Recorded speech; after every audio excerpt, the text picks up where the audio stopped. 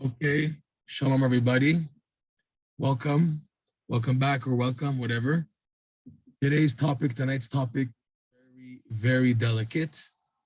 It's a question you might get mixed answers from various followers of Rabbi Nachman. Each one will say something else, but still will give a general perspective. And hopefully people will figure this out. If they have different opinions, whatever.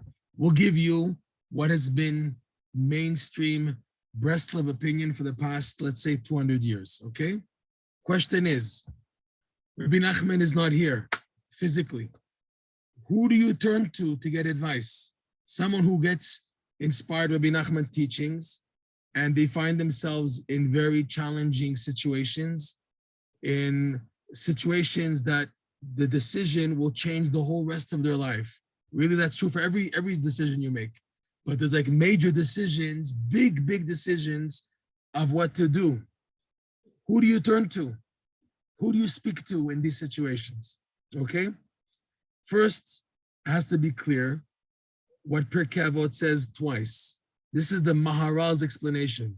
The Maharal asks, the Maharal of Prague asks, it says twice in Pirkei Avot, Aseh lecha rav, right? It's the first time is what you guys are going to see this Shabbat. We saw already in Israel last Shabbat. The first chapter of Pirkei Avot, Aseh lecha rav, ukne lecha chaver. Make for yourself a rav and acquire a friend. And then later on it says the exact same beginning, Aseh lecha rav v'tistalek min hasafek. Make for yourself a rav and be free of doubt. What's going on here? What's going on here? Why does it say twice? Why do two rabbis, two Tanaim in the Mishnah and Pirkei Avot say the similar beginning, but then to continue? Make for yourself a rav and acquire a friend. And then it says, make for yourself a rav and be exempt from doubt. So the Maharal of Prague says like this, a person needs two types of rabbis. It's ideal they should be in the same person, but a person should know he's going to need two people in his life. One rav for halacha, for halachic questions, which means if I am unknowledgeable enough in Torah law, so I turn to someone who is knowledgeable in Torah law. He has what's called smicha, he's a rav, he's ordained, he's fluent in all four sections of the Shulchan Aruch. He knows clearly what to say, what is the halacha in this case. I know a bit, but not as much as him. Sometimes I have also complicated questions. If now a meat spoon fell in a pot and 10 hours ago there was milk in the pot, am I allowed to use is the spoon okay? Is the spoon okay? Is the pot okay? Is the food okay? I don't know these details sometimes. I may know in general milk and meat, but I don't know the specifics, okay? All types of questions on Shabbat. Is this permissible? Is this forbidden?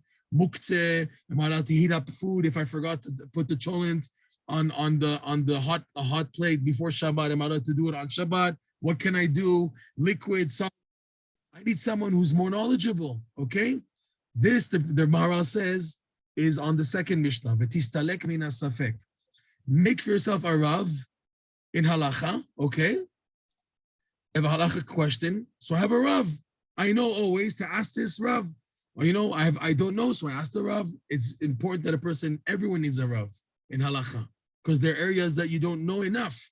You may be knowledgeable in the Torah, but how knowledgeable are you? Can you take the law in your own hands? Are you at that level? Who says? Because of that, a person needs a halachic rav. And the first one, the Maharal says, make for yourself a rav and acquire a friend, applies to a rav of hashkafa, who's going to guide you in your life. Halacha is what to do. But now, how to do what you're doing. For that, you need a guide, a tzaddik. Moshe Rabbeinu happened to be both. He was a guide to give the Jewish people the perspective of how to serve Hashem, and also the halacha, the Torah law, what to do. There was what to do, and then how to do what to do. How are you serving Hashem? Are you serving Hashem with joy, with emunah, with fear of heaven, on the right direction? Are you dead? That you need a rav for hashkafa, for perspective, to give you that fire, how to serve Hashem. Now, what to serve Hashem? Yes, there are people who know the Torah inside out like a computer. Right? But the thing is, the difference between asking a computer Rav as opposed to a physical Rav is the physical Rav sees who you are. He hears your tone of voice and how you're asking, what you're asking, etc. So he knows how to answer based on the human input, which you'll get from a computer, from just like typing in a question on Google, what do I do in such a case, and getting a quick decision like that. There's always many details that a Rav, when you ask him a question, he asks, what time was it at? Was it like this? Was it like all these details he wants to know, to ask in order to make a difference. But when you ask a question, you don't know that. The computer doesn't know how to ask you these questions back. So you need a physical Rav for halacha and for hashkafa, okay? So this applies to everybody. Everybody needs a halachic Rav, and you need a spiritual guide, okay? So when we come to Breslev, the halachic issue is taken care of. You're coming to Breslev already with a halachic Rav. Ideally, your Rav and halacha should be with you in the same hashkafa. For example, people have difficulties if they have a halachic rabbi, and you're someone, for example, does something that he doesn't do. The most common example, and we'll see what's going to be this coming year, but until now, is the item of going to Uman for Rosh Hashanah. Most halachic rabbis who are not Breslev, most probably Litvish or something, they say, how dare you abandon your family? It's forbidden to go and everything. They would say, absolutely not. That's why you don't ask them this type of question. It's not a halachic question. It's a hashkafa question. Going to Uman Rosh Hashanah is a hashkafic thing. It's not a halacha to be in Uman Rosh Hashanah. It's a personal choice based on a tzaddik that I'm following for the advice, spiritual advice, which has nothing to do with halachic ramifications. It's something on a spiritual, on a hashkafic point of view. Fine. That's why it's good that Christians should have one Rav for both.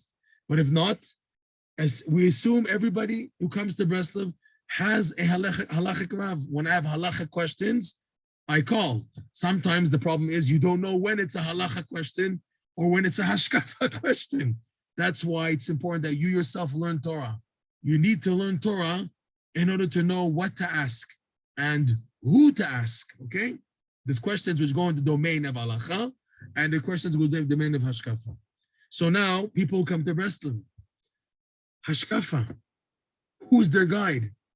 Who's going to talk to them? Who's going to give them advice on how to serve Hashem, the how to serve Hashem, to go through scenarios which are not part of the halachic world? What do I do in this case?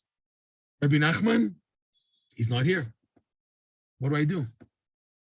So this issue, Rav Nosson himself answered before he passed away. Within a month before Rav Nosson passed away, Rav Nosson opened up this Mishnah of Pirkei Avot, the first chapter. Aseh lecha Rav, ukne lecha chaver. Okay, again, let's look in the words. Make for yourself a Rav, and ukne, acquire a friend. Rav Nosson asks, it's in two places he writes this. He writes this in his book, Likutei Halachot, Discourse Rosh Chodesh, Halacha Zayin, which was like his will and testament, as this was his final discourse that he wrote, Rav Nosson, in his life, right before he passed away, based on the Likutei Moharan lesson 61. And also he addresses this in a letter that he wrote that's written in his name, okay? In the letters, the collected letters of Rav Nosson, in Hebrew it's called Alim de Tshufa. So Rav Nosson asks, he opens up this Mishnah like this. Aseh lecha Rav, period. Make for yourself a Rav, a rabbi. And what if, in other words, a rabbi to ask how to serve Hashem, the hashkafa. And if you don't know who this Rav is, you don't know where he is, you know who to speak to. So in the meantime, ukne lecha chaver. Kne means in Hebrew to acquire, but it also comes from the root of a quill, a pen. You have in Hebrew two words. You have a kulmus and a kaneh. Kaneh is a pen, the original pen quill format, right? Just one is made of a feather, one is made of like bamboo stick. They cut it and they make an actual quill. Kaneh comes with the kaneh. Kaneh grows on the marsh, the fields, like bamboo shoots, right? So kaneh is like a pen, a quill. So he says, Rav Nosson, if you don't know who the Rav is to follow, to guide you in life, so in the meantime, kaneh, books which are written by tzaddikim. By tzaddikim were definitely guides of how to serve Hashem. Lecha chaver, to you attach.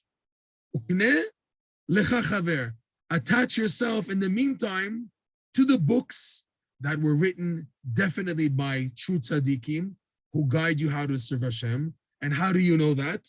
Proof being, when you learn their teachings, even if they were written 50 years ago, 100 years ago, 150 years ago, 200 years ago, and yet they are able to inspire you now to serve Hashem, these books are in the meantime your address to attach yourself to. This is what Rav Nosson wrote and expressed. He spoke about it. It's also in a letter depicting Rav Nosson's passing. It's the final letter that the Breslovers who were there when he passed away, they wrote this letter to other Breslovers of another city to explain what happened when Rav Nosson passed away in the days preceding that. And he went over this point. If you don't know who the Rav is, the tzaddik who can guide you, so in the meantime, you attach yourself to the books. Okay, period. That's it. Is that how it is? It seems that you can be a follower of Rabbi Nachman today by just buying online the BRI books in English. I have all the rest of books. And whenever I need something to find out, I just open the books and I can understand everything. And it doesn't mean I have to be in any community. I can be all the way in Wisconsin and Alabama and Tucson, Arizona. I don't know where, totally distanced from other Breslov communities, and I can be okay with that. Is that it? That's how it works? The answer is it doesn't work that way. There's also learning from actual people. One of the acquirements of the Torah in Pirkei Avot, it says in the last chapter, is shimush chachamim. You have to be around Torah scholars, tzaddikim. You have to be around somebody. You can't just be an online Jew where I have all my Torah books. I ordered them and I'm reading and I'm studying and that's it. You need physical contact. This applies to both of the rabbis. You need contact to the Rav of Halacha and you need contact to the Rav of Hashkafa. Because as much as you get from the books, you're going to still need that oral tradition to give you the actual live input. So the question stays, what do people do when they come to Breslov? In fact, this is one of the biggest challenges, we'll be very open, faced by many converts and Baal Tshuvas who come to Breslov and they come to move to Eretz Yisrael and they want to be part of the community, and some even start wearing a shtreimel and start wearing the long payas, and they think they want to be part of the external part of the Breslov movement and everything, okay? What happens here? This is their biggest challenge, and that they don't know who to speak to, who to go to. They face challenges as much as they have all of Rabbi Nachman's writings and Rav Nosson's books, but still there's that part that they feel lost, they feel abandoned. So what to do? We see that as much as Rav Nosson mentioned this point, that you have the books, but through experience in life, you see that's not enough. Even in the Breslov movement, that's what we're talking about now, it's not enough just to have the books. You see that, you need someone to talk to. It's a friend normally, yes, but you also need someone who you look up to, a teacher, a guide. So the question is, what do they do? What do people do in the Breslov movement? For this, there are what's called Breslov elders. Breslov elders are people who spent time with, served Hashem with people, Breslover Hasidim of the previous generation, who they saw, served Hashem, davened with, learned with, surrounded, ate with, traveled with people of the previous generation, and went so forth, up to Rabbi Nachman. And these people received, you can say, by just being around that environment, a spiritual input that's just not found in the books, so that it's strong enough to even help and guide people also with that point. What we're trying to say is you need both. You need the books of Rabbi Nachman, Rav Nosson. You see that they talk to you, but there are points when you feel lost, even with as much as the books are there, you still feel you need to speak to somebody. These are the Breslov elders that are available spread throughout the world, in Eretz Yisrael, in Tzfat, in Yerushalayim, in Bnei Brak, wherever, and in America, in New York, in New Jersey, in California, wherever they are, in Canada, Toronto, Montreal, to speak to them, to gain feedback and input from one another. It's a very delicate topic for sure, and there's different opinions on this, but in the end, the person will need both. That have from the Breslover Hasidim and also from the books. Ultimately, Rabbi Nachman today talks to people through his teachings. He even explains this in his Likutei Moran, that a tzaddik's face and neshama is found in the letter combinations of his books. So when you're reading a sefer of a tzaddik, it's as if you're looking face to face at that tzaddik. You're looking at that tzaddik's face. However, you need to be able to properly understand what the tzaddik is teaching. This is why Rav Nosson explains, tzaddikim have disciples. There's what's called talmidim. There's a tzaddik and as a disciple. It's compared to the light of the sun and the light of the moon. The light of the sun, when it's shining like at midday, you can't look at it. You can't stare directly into the light of the sun. It's too blinding. However, the moon, even in a full moon, I can look at the moon, no problem. I can look at the light of the moon. So too, the light of the tzaddikim is like the light of the sun, which yes, it's encouraging, it's enthusiasm, but it's too bright. I have to make sure I have the right lenses to be able to perceive and properly decipher and discern what the tzaddikim are teaching me. For that, we need the disciples. So even though Rav Nosson, who in our case is Rabbi Nachman's main disciple, Rav Nosson left so much of a heritage, if you want to say, through his discourses in Likutei Halachot, his prayers that he wrote in Likutei Tfilot, which what more can you get than that? When he opens your heart to talk to Hashem ultimately, right? And his letters, etc. Okay, Rav Nosson put so much. Still, you will need a physical person to speak to. After all this, okay, we're not finished yet. You have the Breslover Hasidim, you have the books. What's going to get you to the right address in life ultimately? It's your personal prayer, your hitbodedut. Your prayers with the thrust of the guidelines that you receive from the teachings of the books and from physical input from the Breslover Hasidim and the disciples, together will enhance your quality of your prayer, from where the prayer is coming to Hashem, from which perspective, from which point of view, where now the pain of the struggle is standing after all you've learned and understood. So you're standing at a different place than the guy who just came out of McDonald's and he knows nothing. There's a difference, there's a big gap between him and you, because at least you have background in Yiddishkeit, in Torah, in Breslov, in Chassidut, in the books, and you even were around the people. What's left now, the final spitz, is your prayers.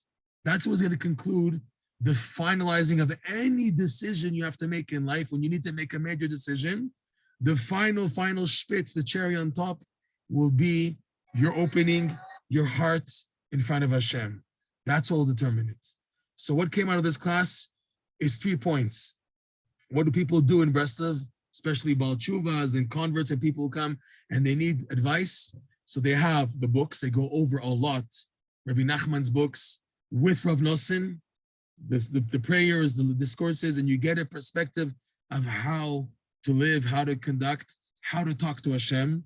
And then also you have physical input with the Breslover elders, Breslover Hasidim, people you can speak openly with what you're going through, also to share, b'kablin dein midein, to have what's called sichat chaverim, to speak with what you're going, your personal struggles, and sharing with other friends. And that way each one can receive from each other. And all this culminates ultimately in your prayers to Hashem, where then Hashem sends you answers based on how you talk to Hashem. Based on how you talk to Hashem, that's how Hashem talks back to you. It's a big phrase they say in Breslov.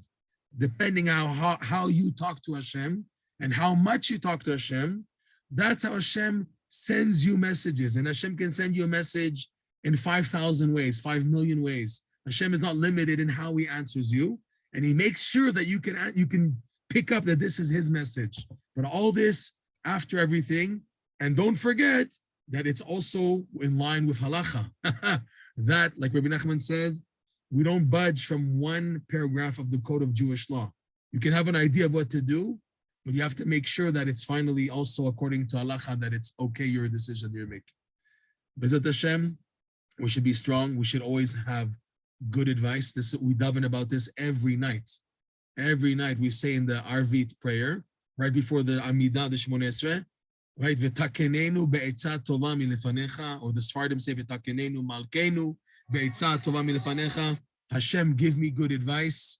This is something that is so needed in life, because when you have good advice, you have everything. When you have the right advice in life, you know what you're doing is right. That's it. We're not bothered about anything anymore, because you know that it's the right thing to do. B'ezrat Hashem. Be strong. Thank you for joining. And if you have any questions or comments, please get back to me by email or WhatsApp, whatever. Shabbat Shalom. Chodesh Tov, everybody. Nice to see all you guys. Be strong and be well. Shalom, shalom.